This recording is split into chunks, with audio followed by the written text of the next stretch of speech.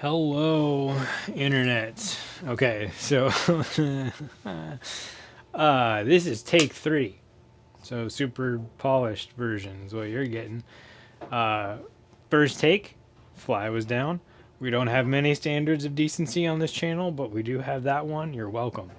Second take, microphone wasn't on. Microphone is on this time. Good to go. Okay, what are we doing? We're doing this is the complete mental model of the throw and all or most of the things that I think need to happen in the throw. This is a suggestion from a client of mine. Thank you, Artie. Brilliant idea.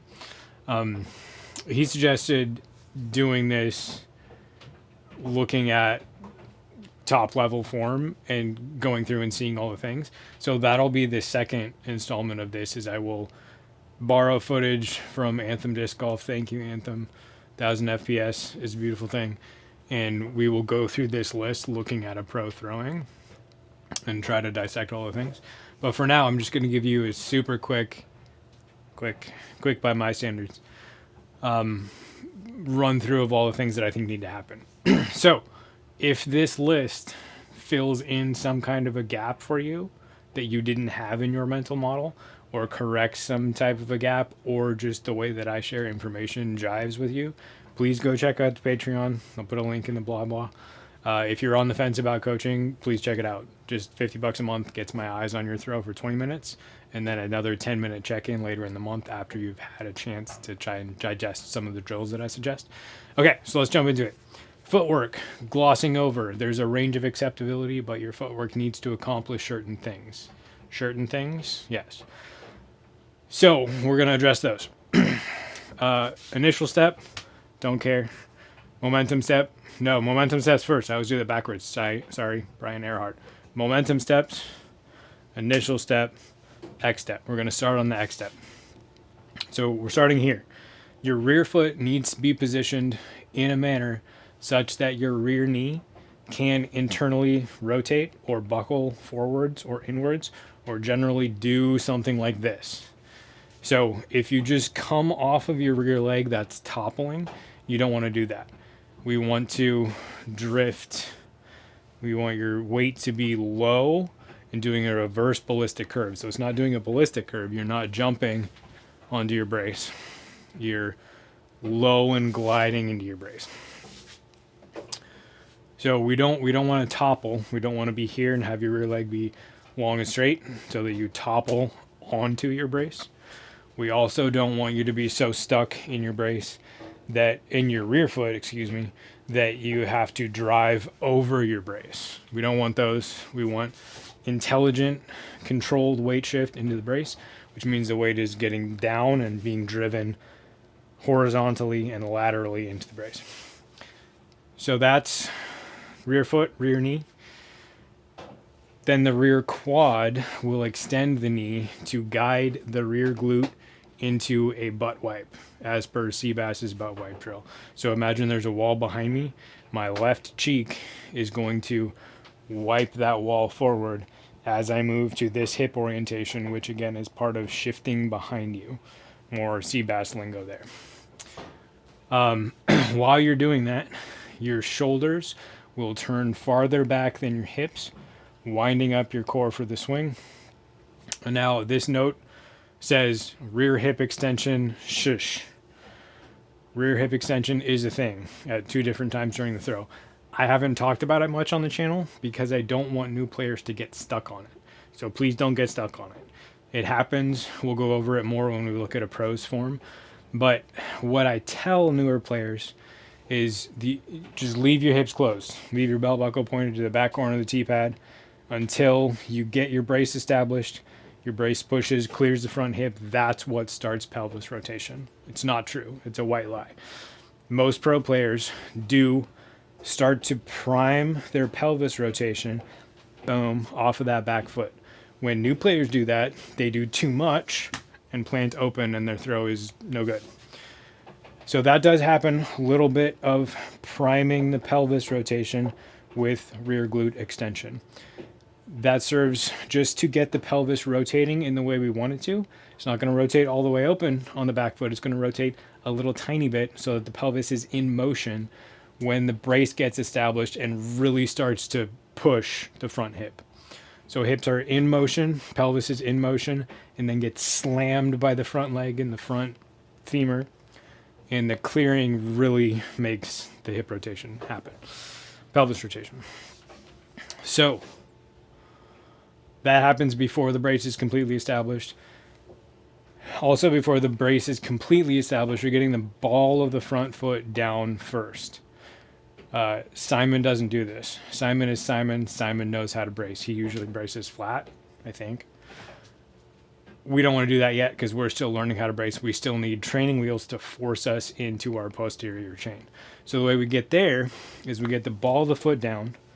The ball of the foot interfaces with the ground with an offset. So I'm not planting here. I'm planting with a decent amount, at least a foot of offset to my front foot. Front foot gets down on the ball. Pressure shifts to the heel, engaging the posterior chain, stopping the front hip, clearing the front hip towards the rear. So clearing the front hip is, I'm here because I coiled into my back hip as, I feel like I skipped that. Coiling into the back hip as I get to my brace. So the coiling, I've demoed this before on the channel like this. And Lee corrected me and said, dude, you're leaning backwards. Stop it. So you don't, that's an over exaggeration because I'm trying to make you understand that I'm folding here, right? But you actually want to fold the pelvis without folding the spine. So I'm keeping my posture relatively upright, but I'm still folding into this hip crease.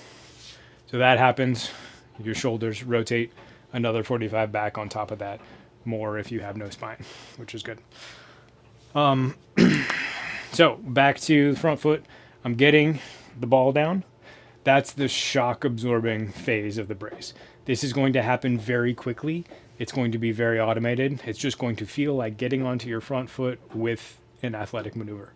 So that's boom there, not or any other one of a million different kinds of nonsense. You're just engaging the calf muscle to push the toe down, or in this case, give to the toe.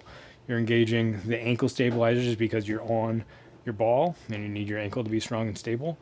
And you're also engaging the quad initially to give and then to push as you get into your posterior chain. So you're putting the ball of your foot down with the intention of putting your heel down closer to the target. Again, this is like folding into the rear hip crease. This is setting you up to shift from behind you as per Seabass. I need to shift behind so that my weight going into the heel forces me into the posterior chain rather than doing what so many of us do, getting the toe forward and floating into the brace and not having any power added because we're not clearing the front hip. So,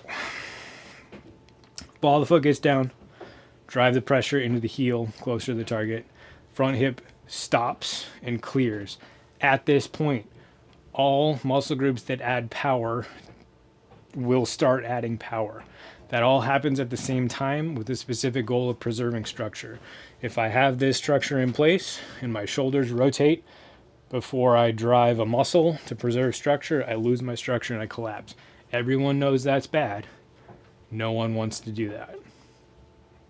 End of discussion. Everything starts at once. So I'm getting down. When my hips start to rotate, my core starts to twist, my elbow starts to drive, my shoulder starts to retract, given I started in shoulder protraction. I go from here in my reach back to here in my follow through. So I'm protracted to retracted. That happens. Jonathan has a very nice video on engaging the back muscles and the chest muscles. We're throwing. We have all the muscles. We might as well use all the muscles. You want your whole body involved in the throw. So everything starts adding power at the same time. Core, elbow drive, shoulder retraction. Also, your rear glute can add power at this point also. So it can add a little bit of power to prime the hip rotation. Don't think about that. Get everything else in place first. Then check in on your hip rotation priming It's probably happening automatically and you don't need to mess with it.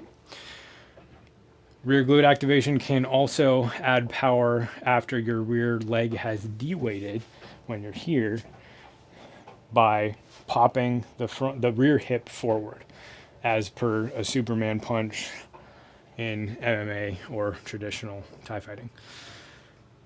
Okay, so your brace happens, your rear hip gets redirected around the front hip because the front hip clears out of the way.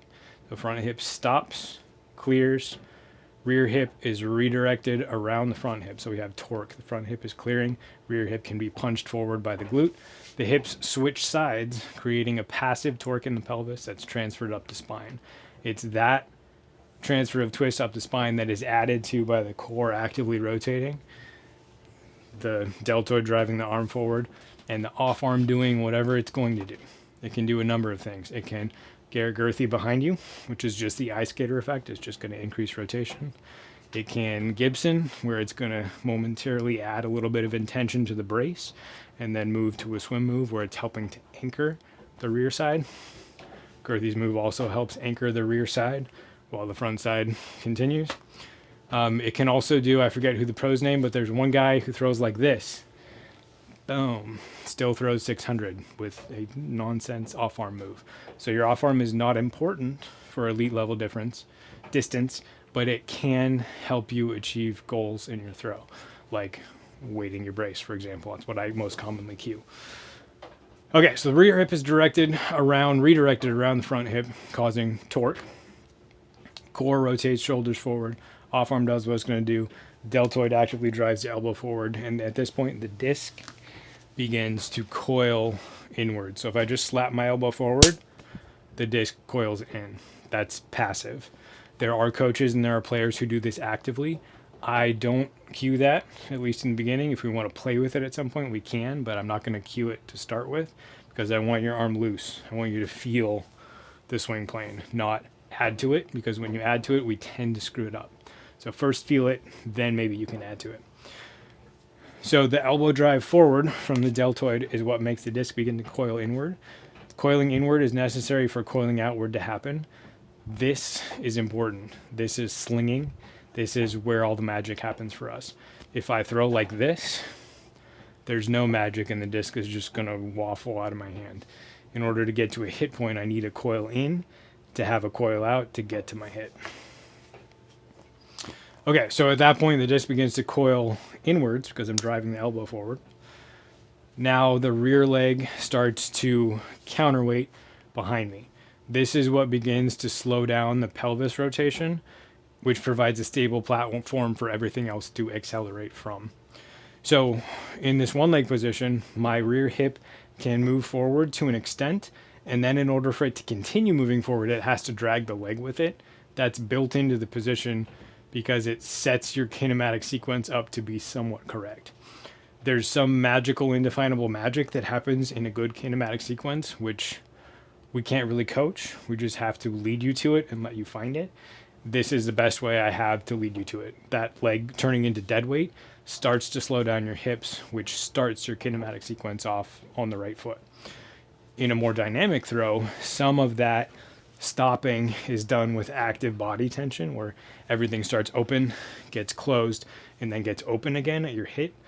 That tension activating glute medius to bring both of your legs apart, I think, is part of what starts your kinematic sequence correct in a fully dynamic throw. But I would need a lot of motion capture data to be able to actually science that. So if you want to donate 40 grand so I can get 2 pressure plates, go for it. Okay, so rear leg starts to counterweight, slowing down the pelvis rotation, starting your kinematic sequence off on the right foot, providing a stable platform for everything else to accelerate from. At some point, your shoulders start to reach their end range of motion and they start to slow down after speeding up on top of your hips. Then that repeats down the chain or up the chain. Kinematic sequence stuff, literally whip physics. As your hips start to slow down, your shoulders start to speed up. As your shoulders start to speed up, your elbow starts to speed up. Nope, shoulders start to slow down, elbow starts to speed up, elbow starts to slow down, arm starts to speed up. hand starts to slow down, disc starts to speed up. So our last lever, our big levers that add efficiency, multipliers, are the elbow and then the finger pivot, maybe the wrist if you're a wrist player, option there. Elbow starts to reach end range of motion, slows down, hand starts to accelerate with physics, disc begins to really aggressively coil outward. This finger pivot is where all of our magic happens. The disc is light here, starts getting heavier from the apex of your inswing. During your outswing, your centrifugal force is being applied to the disc. That maxes in the finger pivot, and the disc gets very heavy, something like 20 pounds, according to Brian. And that's what it feels like the couple of times that I've really gotten it right. So the hand reaches the apex of the swing, which is your hit point, and begins to slow down, and then the disc pivots around the finger pivot. So that's the tip of the whip. That's the last time we have control of the disc. That's the last instant where it's accelerating. And that's really important. We're trying to line everything up to get to that point in a certain way. At some point, the disc overcomes our ability to hold it and rips out. Then we have release. So from that point, we're in dynamic balance here. This is bouncing off of the brace. Then what happens is the arm goes into follow through and maxes out behind you to where it can't go any further. At some point during that, it will transfer its momentum cross body to your left hip and kick your left leg around, and you will end in this super cool Drew Gibson one leg balance pose. The end. So that's a quick-ish run through of my checklist of a mental model. So again, if that is enlightening at all, or if the way that I communicate about this stuff jives with you, please go check out the Patreon. $50 gets you 20 minutes and 10 minutes. So half an hour of my time for $50. If that's all you want to do, that's a great place to start. Get someone with coaching experience to have eyes on your throw and help you figure out where to go. That can do wonders for getting you out of, plateaus that last for decades otherwise. So if you want some help, check out Patreon. All right, Internet, if you made it this far, thank you. We'll see you next time.